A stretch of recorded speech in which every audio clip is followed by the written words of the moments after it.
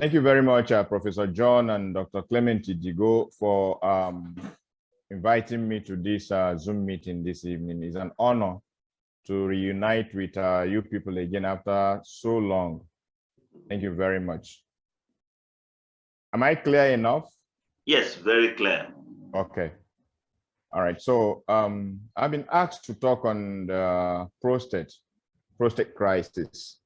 And like Professor John said earlier, I have actually traveled across the length and breadth of this country, talking about this some years ago. And even now, locally here in Port Harcourt, in men's organizations. So I just hope that the next few minutes we are going to spend here will be worth your while.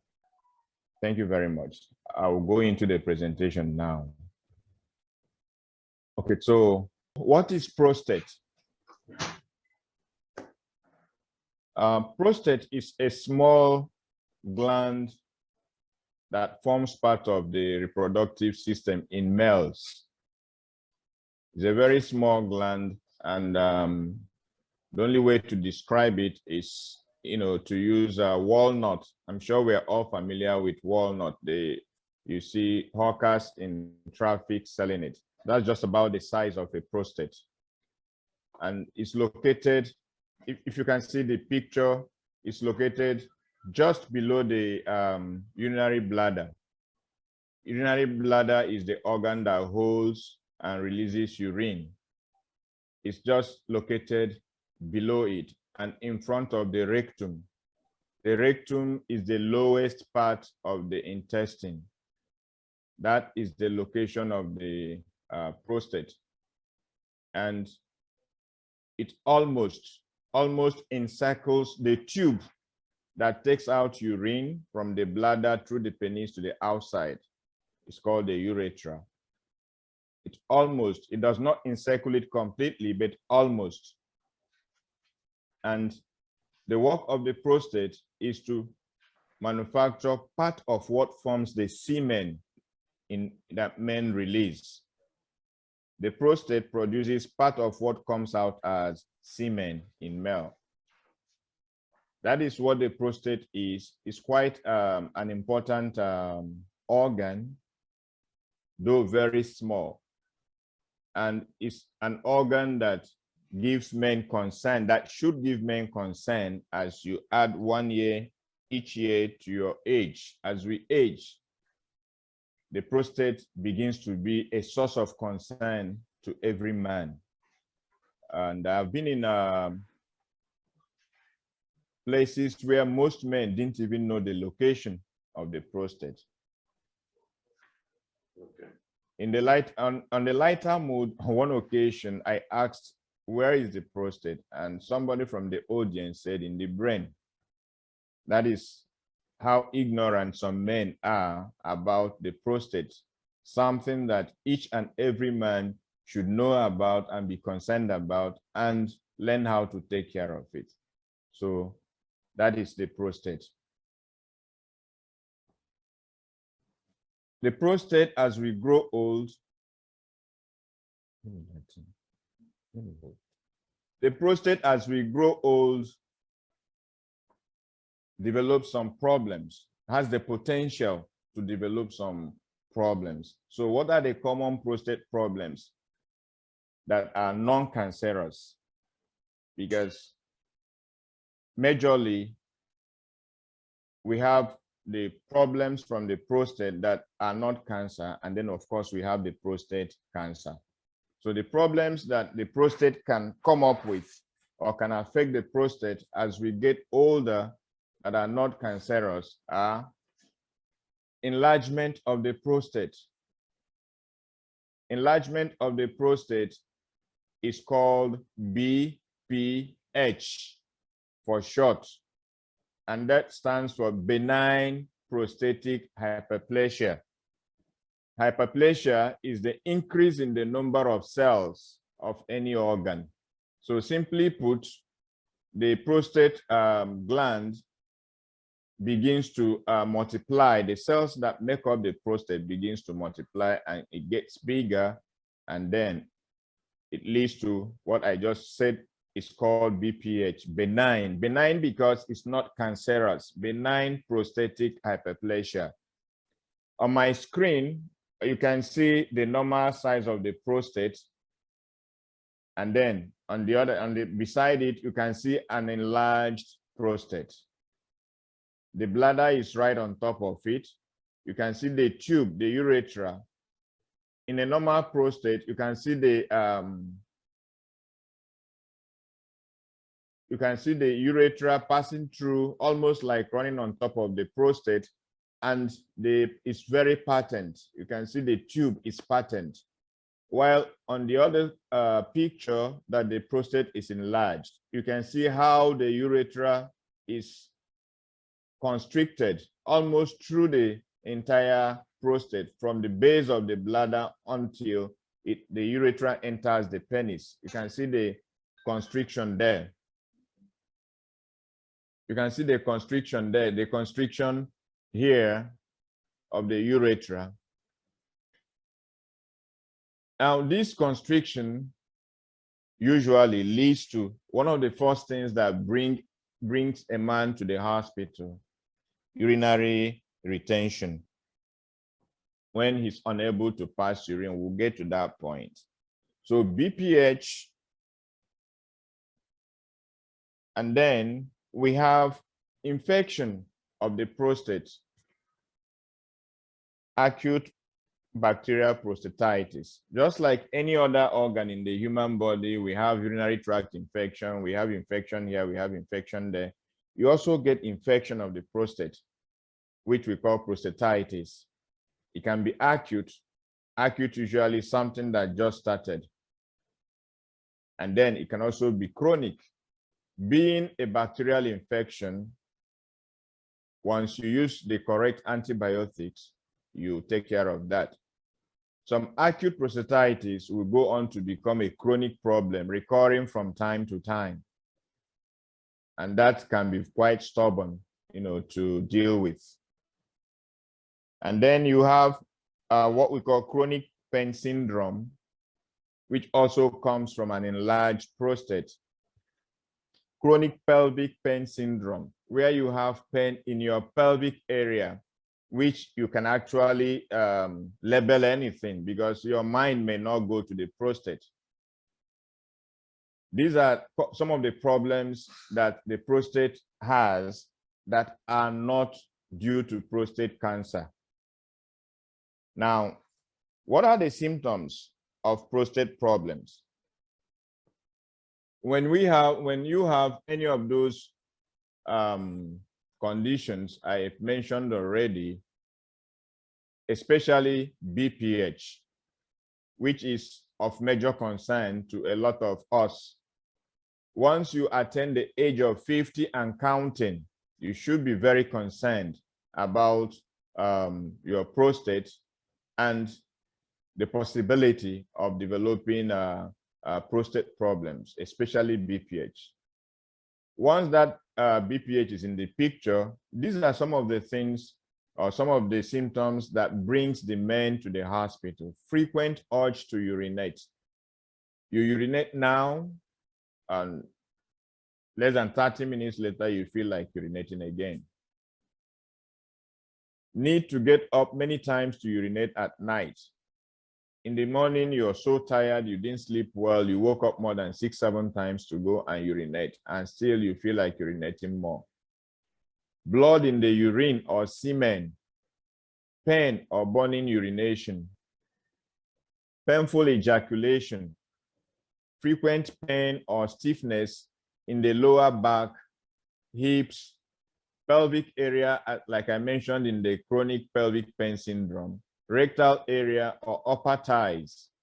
I've had a patient some time ago who had prostate cancer, but his only complaint when he appeared in the clinic was pain in his upper thighs, which he has been treating as arthritis and what have you for quite a while before he came to me.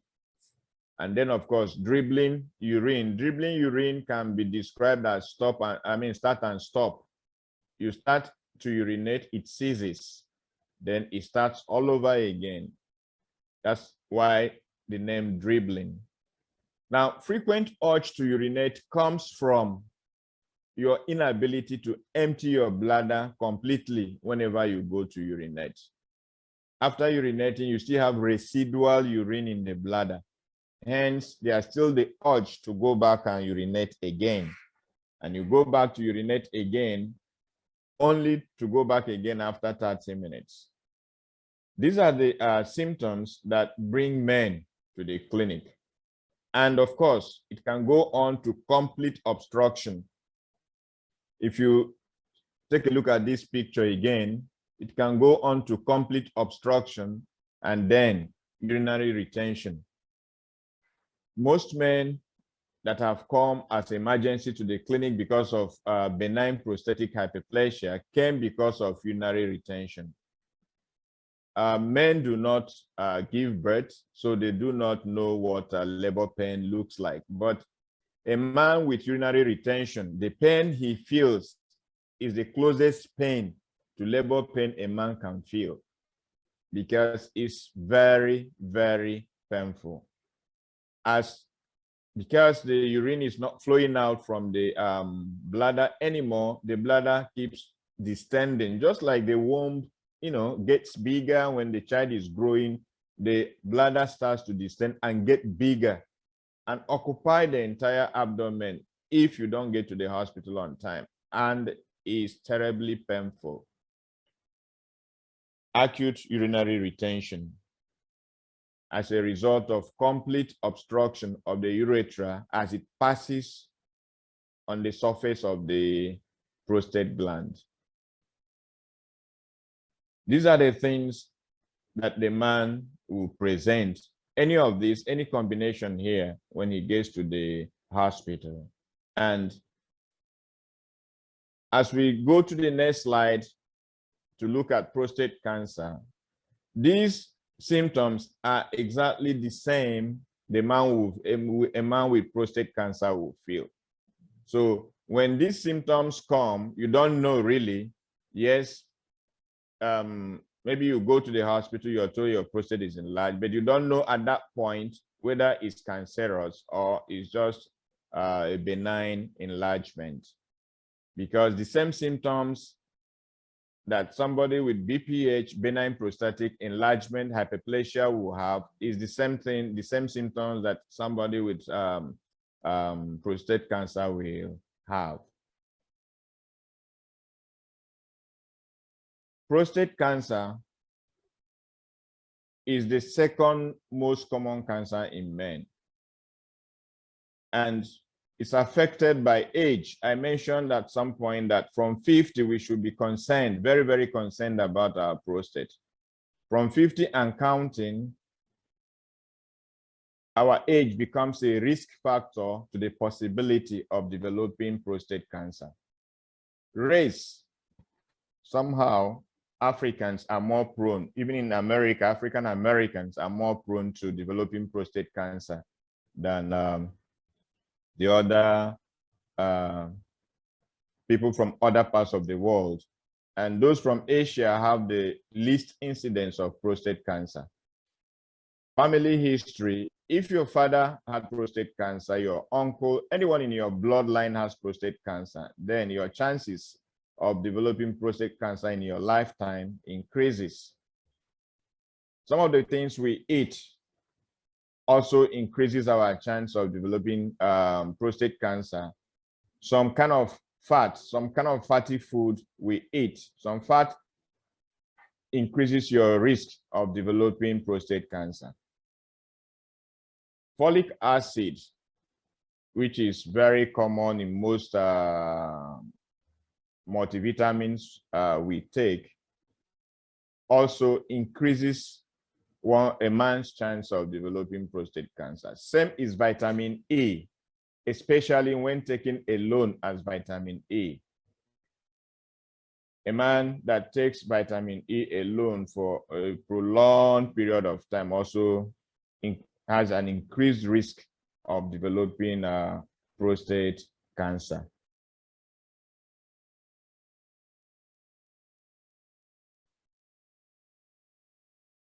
Now, a man presents with those symptoms mentioned above to the hospital.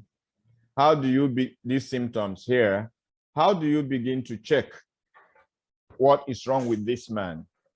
Whether it's benign prostatic enlargement, which is not cancerous, or if this man has prostate cancer. The first thing we do is depicted in this picture here. We call it digital rectal examination, where the doctor will wear gloves, put some lubricant in at the tip of his finger and poke it into your anus. The tip of the finger, as you can see in this picture, is actually touching the prostate. This is the prostate gland. Now, what is the doctor doing with this finger? He's going to rub it on this prostate, try to feel the texture of the prostate. As he touches it, he watches to know whether you felt any pain or not, and he rubs his finger all around it, feeling the texture, checking whether it's smooth, checking whether it's hard, checking whether it's there are some bulges here and there, or if the surface is completely, the surface is completely smooth. Now, after doing that, and the doctor notices that the prostate is enlarged, he's going to try to find out this enlargement, is it benign or is it due to prostate cancer? He's going to order more tests, and he's going to do what we call PSA. PSA stands for prostate specific antigen. Prostate specific antigen. Now, this is a special molecule, a special protein only produced by prostate cells, no matter where they are in the body. I said no matter where they are because when you have cancer that has spread, that means you could have prostate cells far away from the prostate. Even if they are in the lungs, they still have the capacity to produce this particular protein, this prostate-specific antigen. And I mentioned that hyperplasia is increased number of cells. So when you have the prostate cells increasing, you have many cells with the capacity to produce this protein. Hence, you're going to have an increased presence of this protein in the blood. So when the blood is taken for examination to check the PSA level, is going to be high. Now, you have an enlarged prostate, you have a high PSA. Does that automatically confirm that you have prostate cancer? Not exactly. More tests will still have to be done. The doctor will have to do an ultrasound of the prostate, which most times, of course, some people, some sonographers, some doctors do via the abdomen, but most would use a rectal probe, just like putting the finger through your anus. They will insert the probe through the anus. That will give you a clearer picture of the prostate. Again, you're trying to look at the consistency, whether it's smooth, it's hard, it's ridged, and how enlarged it really is. So if that is not diagnostic enough, you do MRI of the prostate. MRI stands for magnetic resonance imaging. Ultrasound uses sound waves, while this uses magnetic waves, all of them to visualize the prostate and give you a clearer picture so that you know exactly what you're dealing with. And if there is still any confusion, a biopsy can be done. A biopsy is putting a needle, which can be guided by ultrasound or by MRI, putting a needle through the anus between the anus and your scrotum. If you put a needle through there, you will assess the prostate and collect some sample. And the pathologist will look at those tissues under the microscope, and that will give a confirmation whether you have prostate cancer or not. And that will differentiate between a benign prostatic hyperplasia and an enlarged prostate that is cancerous. Now, after you do that, what next? What can be done? Whether we are dealing with benign prostatic hyperplasia or prostate cancer, the first thing that can be done, that is usually done, is watchful waiting, especially if this is a diagnosis that was made while looking for something else, meaning the patient had no symptoms, the man had no symptoms. He came to the clinic for something else, and in the course of investigation, routine checks, is found out that, oh, the prostate is enlarged. Even if it's confirmed that that enlargement is cancerous and he's not having any symptoms, this is the first approach that will be adopted: watchful waiting. You just wait and see what will happen next. Because most men do not die from prostate cancer. They die with their prostate cancer. It's a very slow growing cancer. So it's not something you rush into attacking when it's not causing you any problem. So watchful waiting. Now, benign prostatic hyperplasia, that increased prostate, usually is affected by the primary male hormone. There's a hormone that makes you a man, and that is testosterone. Testosterone has been implicated as being involved in the increased size of the prostate. In cancerous situations, testosterone has also been implicated as fanning, the growth of the cancer cells and the spread. Every man produces testosterone from the testicles.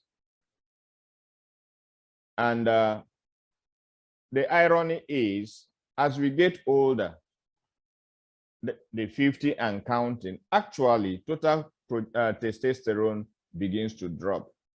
However, the testosterone is converted to dihydrotestosterone, which is the real culprit in this DHT, which is really the culprit in increasing the size of the prostate and increasing the spread of prostate cancer. Now, there are drugs that try to prevent this conversion of testosterone to dihydrotestosterone. And these drugs attack the enzyme that helps in converting testosterone to DHT. So if your doctors confirm that all you have is benign prostatic hyperplasia, they are going to put you on drugs. Two drugs are primarily in use locally for this purpose. They are going to put you on finasteride or dutasteride, which blocks the activity of that enzyme that converts testosterone to dihydrotestosterone, and thereby shrinking the prostate. Yes, you can actually reduce the size of the prostate with these drugs. Where that is not helping so much, surgery can also be contemplated for benign prostatic hyperplasia to release or relieve the symptoms. But depending on the size of the prostate, the surgery has its complications, its problems. And the two most common problems of surgical intervention, if it doesn't go as well as anticipated, will be sometimes clear impotence, inability of the man to use his organ again, or very serious reduction in sex drive, and urinary incontinence. After the surgery, unfortunately, which was done to reduce urinary frequency, the urge to urinate every time, one of the complications can still be incontinence, where you cannot control urine anymore. So those are the two major issues. Of course, infection, bleeding, those ones are all there. For the man, those are the two major issues of concern when you're thinking of surgery for BPH. The possibility of total impotence or severe erectile problems, and the possibility of urinary incontinence. Testosterone is a hormone. There are still hormones that are used to counter hormones. These drugs are equally used to try to, again, prevent the conversion of testosterone to dihydrotestosterone, or even reduce the production entirely. Because outside the testes, testosterone is also produced in the adrenals. Adrenals are two little glands on both sides. On the kidneys, two here, two here. They also produce testosterone, in addition to the major supplier, which are the testicles. Radiation therapy, if you're dealing with frank prostate cancer now, surgery can only be considered if that cancer is within the prostate. It hasn't gone out of the prostate. If it has gone out of the prostate, I mean, it's obvious, removing the prostate doesn't solve the problem, because cancer cells have already gone beyond the prostate. So doctors do not rush to operate when you have prostate cancer until it's determined, and there are various ways of determining whether the prostate cancer has spread beyond the prostate or not.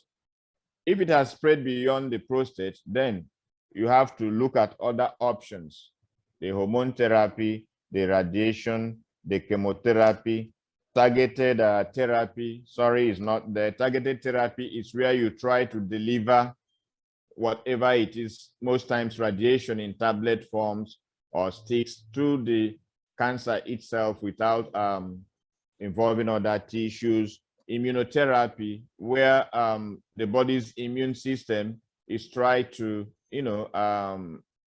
pushed, activated to fight the cancer cells. There are still a lot of other things they are trying, but these are primarily the things that can be done in prostate cancer as treatment is concerned. Now, is there anything a man can do to prevent this terrible picture I have painted so far?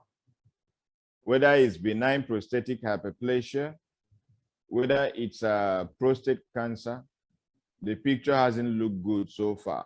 Is there anything we can do to help, to prevent? Science continues to evolve every day. Scientists are working around the clock. I did mention some of the risk factors here. Now, these risk factors like age, family history, race, there's nothing you can do about it. because we must get to 50. And after 50, 51.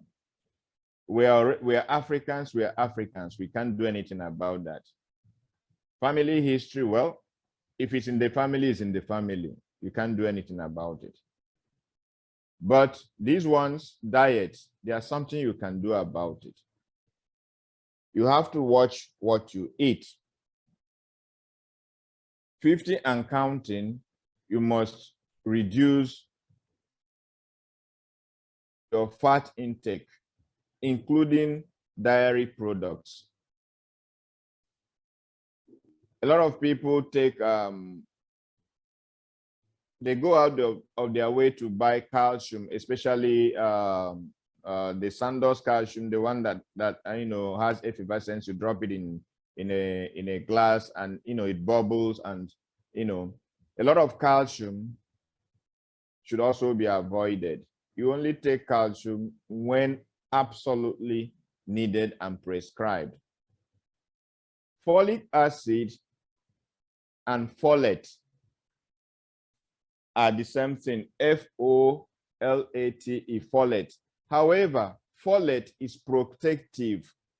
Folate reduces your chance of getting prostate cancer. Why folic acid increases it? How? Folic acid is synthetic. Folic acid is manufactured in the lab, while folate is a natural occurring folic acid. If you want, you get it from food, from vegetables, from orange juice, from grains like beans.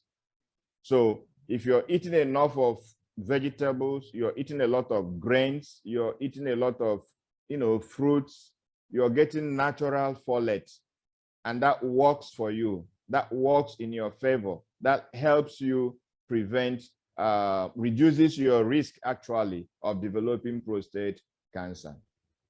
Now, vitamin E alone, that's the way I said it earlier, taking vitamin E alone increases your risk of developing prostate cancer. However, there has been studies that show that if you take vitamin E and selenium together, if you take vitamin E and selenium together, it actually, to an extent, reduces your risk of developing prostate cancer. There has been a lot of talk about lycopene. Lycopene is a naturally occurring substance in foods like tomato. Tomato actually is a very major source of lycopene. There have been studies, because of the interest around lycopene and prostate cancer, there has been a lot of studies. And so many of those studies have actually suggested that lycopene does reduce the risk of prostate cancer.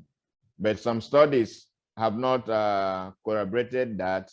But at least a lot of studies have said, yes, that lycopene has the potential to reduce the risk of prostate cancer.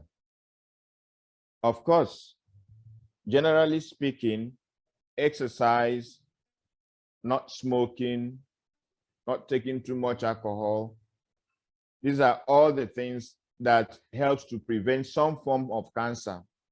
And they can also help you, especially living an active life, exercise.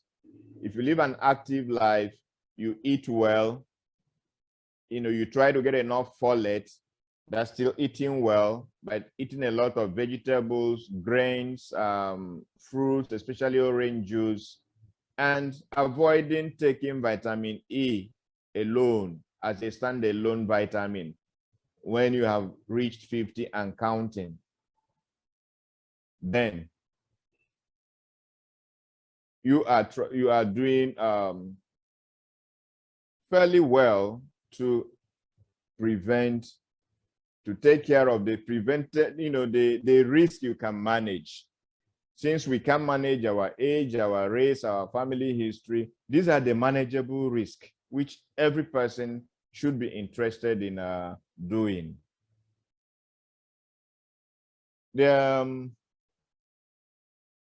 Besides all, besides, the particular foods I have mentioned, generally,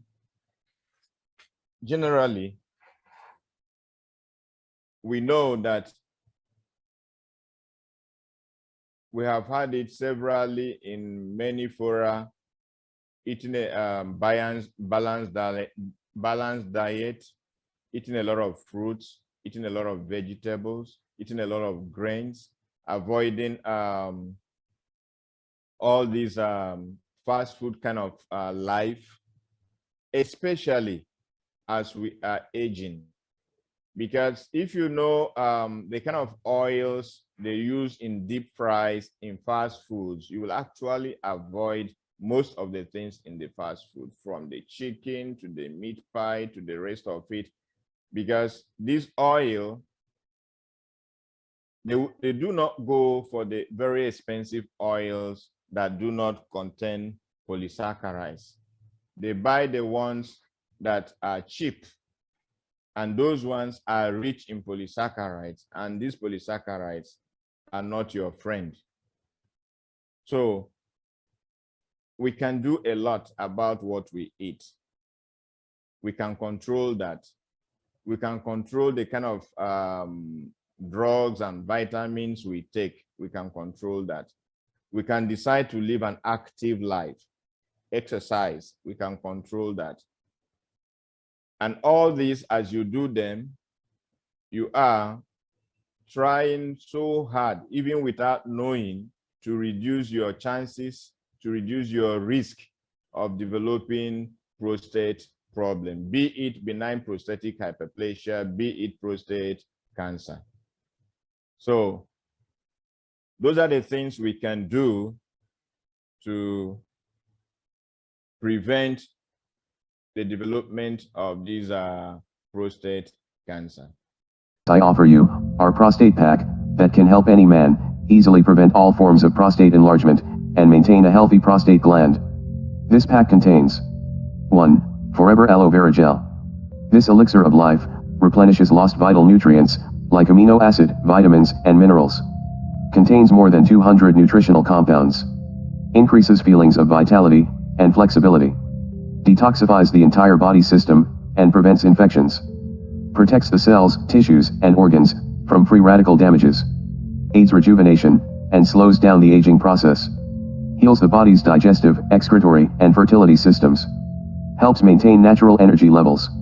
Has natural cleansing abilities that helps the digestive tract absorb nutrients from the food we eat.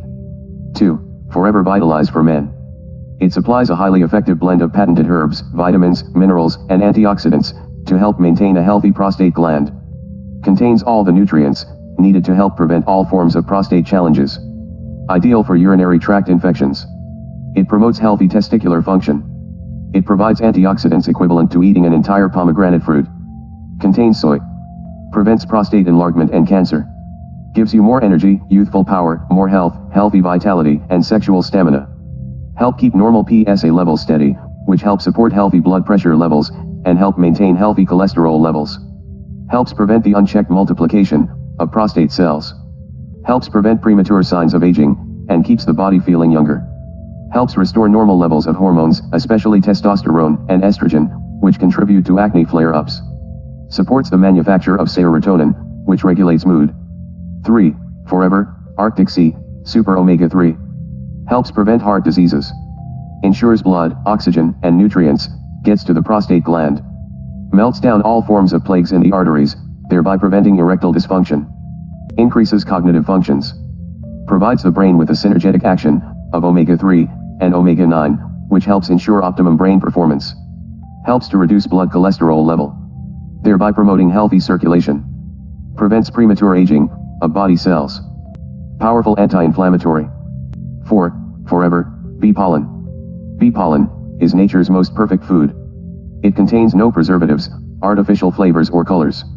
Contains over 96 nutritional elements, including vitamins, B1, B3, B5, B6, B8, B12 and vitamin C, minerals, enzymes, carbohydrates, protein, and amino acids. Contains all 2 essential micro and macronutrients needed for perfect health. Helps in the proper development of the brain and blood cells. Prevents allergy and increases energy levels in the body. These wonderful organic food supplements would keep your prostate gland healthy and free from all forms of prostate challenges. Our products are internationally approved by the International Aloe Science Council, they are halal certified, the Islamic seal of approval, they have the kosher seal, and our products are not tested on animals. If you use this pack and within 30 days, you have not gotten any significant relief, your money would be returned back to you 100%.